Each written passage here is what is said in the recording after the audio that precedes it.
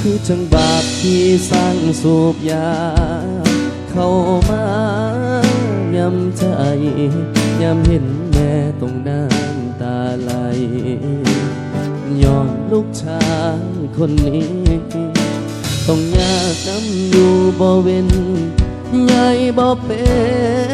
นจักทีเห็นลูกที่บ้านเป็นดี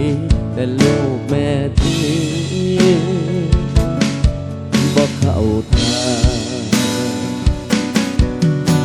เป็นลูกผู้ชายแท้ๆเหตุให้แม่ต้องเสียน้ำตาเพื่อสัวแท้ชาตินี้เกิดมาขอเอาน้ำตาล้างเตียนให้แม่บักคำพานที่คนสาหยดน้ำตาแม่ทำให้แพ้ใจแม่คงเจ็บหนักลูกมันสัวครั้งที่ลืมดูแลบักโตปัญหาคนเดิมสิเป็นคนดีแล้วได้แม่สิตั้งใจลบเหตุที่กลบบาดแผลสิบ่ให้แม่เสียใจ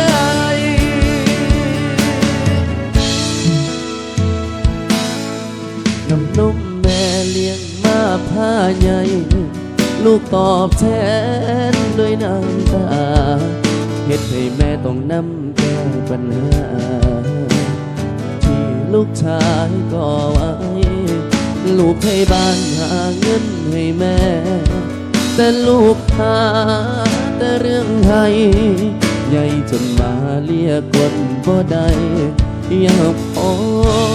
ดำตา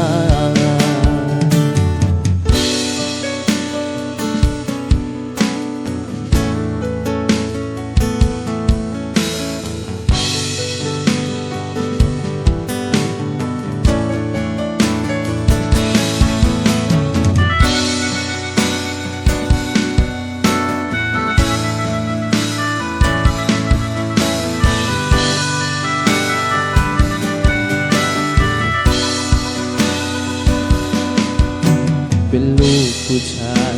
แท้ๆเหตุให้แม่ต้องเสียน้ำตาคือสัวแท้ชาตินี้เกิดมาขอเอาน้ำตาล้างตีนให้แม่บักคำพานที่คนสาหยดน้ำตาแม่ทำให้แพ้ใจแม่คงเจ็บหนักลูกมันสัวครั้งที่ลืมดูแลบักโตปัญหา